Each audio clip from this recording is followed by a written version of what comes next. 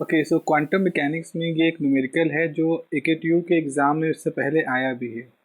ये आपका 21-22 में भी इसको न्यूमेरिकल को पूछा गया है और ये एक डिफ़िकल्ट न्यूमेरिकल है, मैं कहूँगा कठिन न्यूमेरिकल है ये।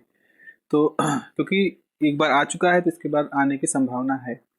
क्वेश्चन देखते हैं कि क्या कहता है। क्वेश्चन है कि find the probability of finding the particle trapped in a box of length L in the region from 0.45 L to 0.55 L for the ground state and first excited state। सबसे पहले तो समस्या को समझने के प्रयास करते हैं कि आखिर सवाल है क्या। सवाल आपका कुछ इस तरह से है कि आपके पास एक पार्टिकल है, ये आपका पार्टिकल है, इलेक्ट्रॉन है, और एक वन डायमेंशनल बॉक्स है जिसकी एक लिमिट है x बराबर 0 और दूसरी लिमिट है x बराबर L। तो यानी कि L लंबाई का ये पूरा बॉक्स है और इसके अंदर एक इलेक्ट्रॉन पार्टिकल है जो ट्रैप है। इलेक्ट्रॉन पार्टिकल मान लो किसी एनर्जी E से मूव कर रहा है। ई एन जो होता है, एन जो होता है वो इसकी एनर्जी को रिप्रेजेंट करता है। अगर ई एन की वैल्यू 1 है तो ये इसकी सबसे कम एनर्जी है, जिसको हम ग्राउंड स्टेट कहेंगे। एन बराबर 2 है तो ये ग्राउंड स्टेट से ऊपर की एनर्जी होगी, फर्स्ट एक्साइटेड स्टेट होगी।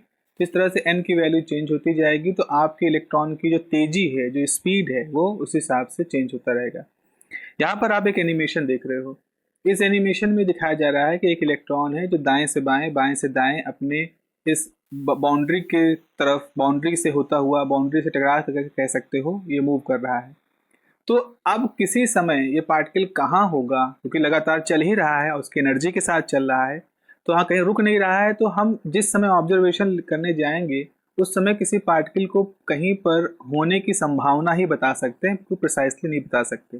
खैर, इस समय आप डायग्राम, इस एनिमेशन में आप इलेक्ट्रॉन को देख पा रहे हो तो आप कहोगे हाँ देखो बीच में पहुंचा, किनारे पहुंचा, लेकिन प्रैक्टिकली हम इलेक्ट्रॉन को देख तो पाते नहीं हैं।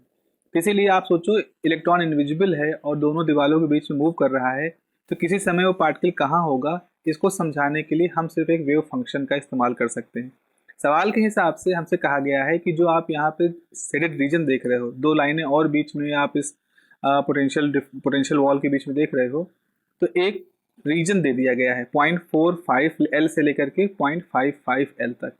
तो जब आप देखने जाओगे, ऑब्जर्वेशन करने जाओगे, तो आपका पार्टिकल इसी रेंज में ही मिलेगा। इसकी संभावनाएं क्या है और शर्त क्या है? एक समय आप ग्राउंड स्टेट में देख रहे हो और एक समय फर्स्ट एक्साइटेड स्टेट में देख रहे हो। तो मेरे ख्याल से ये जो विजुअलाइजेशन है ये आपको काफ़ी हद तक आइडिया क्लियर कर दिया होगा कि हम किस तरह से एक चलते हुए, एक बड़ी काइनेटिक एनर्जी के साथ मूव करते हुए इलेक्ट्रॉन की प्रोबेबिलिटी निकालना चाह रहे हैं एक ऐसे रीजन में जो हमको ऑलरेडी दे दिया गया है 0.45 L से लेकर के 0.55 L तक। आइए देखते हैं कैसे सवाल करते हैं। तो यहाँ पर हमें मालूम है कि जब कोई पार्टिकल वेव, जब कोई पार्टिकल मूव करता है इस तरह से, इलेक्ट्रॉन जैसा पार्टिकल है, तो उसके लिए एक वेव फंक्शन होता है। तो आप यहाँ पर लिखोगे सबसे पहले for particle in 1D box of length L। भाई इस बॉक्स की लेंथ कितनी है? इस बॉक्स की लेंथ है L। The wave function is, proper तरीके से आप इसे लिखेंगे, the wave function psi is equal to √2/L sine, अब यहाँ एक n लगा देंगे, साइन n πx/L। x क्या है? कोई लोकेशन, कोई पोजीशन, 0 से लेकर के L के बीच में कोई पोजीशन को हम x कह रहे हैं। n जैसे मैंने बताया उसके एनर्जी के साथ जुड़ा हुआ टर्म है। अब हम एक चीज़ और जानते हैं कि जो प्रोबेबिलिटी होती है वो किसको रिप्रेजेंट करता है। तो प्रोबेबिलिटी जो होता है वो रिप्रेजेंट करता है मॉड साई, एक्स का फंक्शन है, स्क्वायर के। लेकिन आप कौन से रीजन देख रहे हो? x1 से लेकर के x2 तक। हम एक जनरल पहले इक्वेशन रिप्रेजेंट करते हैं क्योंकि हमें पहले ग्राउंड स्टेट के लिए निकालना है और फिर फर्स्ट एक्साइटेड स्टेट के लिए निकालना है। इसीलिए हम एक जनरल रिलेशन यहाँ पर ड्राइव करेंगे। तो बच्चा ये जो है आपका, ये आपका मेन फॉर्मूला है जिसको आपको आगे एलेबोरेट करना है और इसी से ही आपका आगे जाकर के पूरा डेरिवेशन डेवलप होगा। तो प्रोबेबिलिटी क्या हो जाएगी? अब आप देखें, x1 मान लो ये है 0.45, x2 क्या है? 0.55। तो x1 से लेकर के x2, अच्छा मॉड साई स्क्वायर कहने का मतलब है आपको √2/L साइन n πx/L का होल स्क्वायर करना, फिर उसको इंटीग्रेट कर देना है। तो ये क्या हो जाएगा? देखो यहाँ पर इंटीग्रेशन हो गया x1 से लेकर के x2 तक। अब 2/L हो जाएगा, स्क्वायर रूट हटेगा और यहाँ हो जाएगा sine square n πx/L D x, ठीक है ना। तो प्रोबेबिलिटी हो जाएगी 2/l को हम बाहर निकाल लें, इंटीग्रेशन करें x1 से x2 तक, और यहाँ पर आप कर दें sine square n pi x by L D x.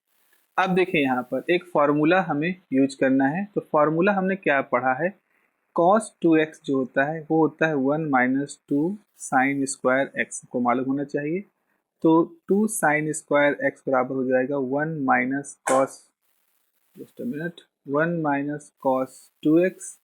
तो साइन स्क्वायर x की वैल्यू हो जाएगी 1/2 माइनस कॉस 2x बाई 2 यहाँ से डिवाइड हो गया। तो आपके पास जो p है उसकी वैल्यू क्या आ जाएगी, तो p की वैल्यू आ जाएगी 2/l x1 से लेकर के x2 तक, और आपने यहाँ पर 1/2 कर दिया, ये 2 इससे कैंसिल हो जाएगा और अंदर बचेगा 1 cos 2। अब ये तो x तो हमने जनरल माना था, लेकिन हमारे पास तो ये पूरी वैल्यू है, तो n pi x upon l ये पूरा हो गया आपका, और बाहर dx। तो p बराबर हो जाएगा 1/l x1 x2 1 minus cos 2n pi x by l dx। अब इसको हम ऐसे लिख सकते हैं 1/l x1 से लेकर के x2 तक किया dx, फिर हो गया 1/l x1 से लेकर के x2 तक cos 2n pi x by l dx, ठीक है। ओके, सिंपल से एक तरह से स्ट्रेट फॉरवर्ड सा अभी तो हम प्रोबेबिलिटी हमें निकालनी है। यहाँ पर अब यहाँ पर क्या हो जाएगा 1/l, और ये भाई हो जाएगा x2 माइनस x1, तो यहाँ बचेगा 1/l। इसको जब आप पूरा डिफ्रेंशिएट करोगे तो ये कुछ ऐसे आ जाएगा, इसका पूरा हो जाएगा साइन कॉस का डिफ्रेंशिएशन जो होता है integration sine n pi x by l divide by 2n pi l, और इस पे लिमिट क्या लग जाएगी, इस पे जो लिमिट लग जाएगी x1 से लेकर के x2 तक।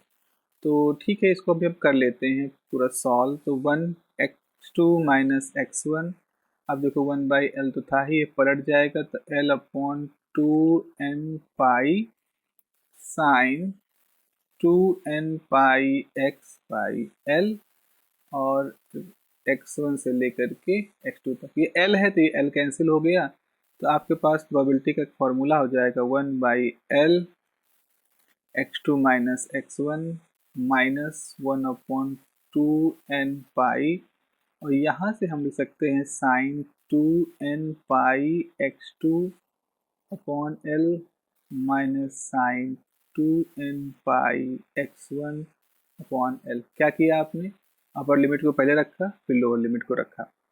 Okay, now this is something very interesting, और ये भाई हमारा एक मेन, मैं कहूँगा आपका एक एक्सप्रेशन सा है जो कि हमारे पास यहाँ पर बन चुका है, हमारे पास ये आ चुका है, this is the main expression. अब हमारे पास क्या है, अब हमें अकॉर्डिंग टू क्वेश्चन काम करना है। So according to question for ground state, according to question for ground state n बराबर 1 हो जाएगा। पहले तो ग्राउंड स्टेट निकालना है। x1 की वैल्यू कितनी है भाई, लोअर लिमिट क्या है 4/5l, और x2 की वैल्यू क्या है 0.55l।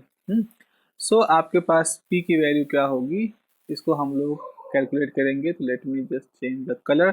सो p हो जाएगा 1/l, one more time, so p is equal to, and x2 5/5 है माइनस 4/5, 1/2 पाई, n की वैल्यू 1 हो गई, साइन 2 पाई, और ये हो जाएगा x2 कितना है 5/5l divide by l minus I 2 pi 0.45l divide by l, ठीक है ना।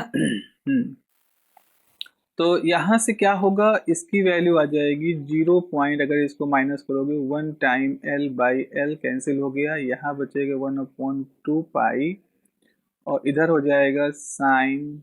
अब अगर इसको एल कैंसिल हो गया तो 55 को 2 से करोगे तो 55 1.1 पाई माइनस साइन 45 दूना 90 0.9 पाई, और यहाँ भी एल एल कैंसिल हो गया, ये पूरी वैल्यू आ गई। तो अब आपके पास वैल्यू क्या आ गई, 0.1 माइनस 1/2 पाई और साइन 1.1 पाई माइनस साइन 0.9 पाई।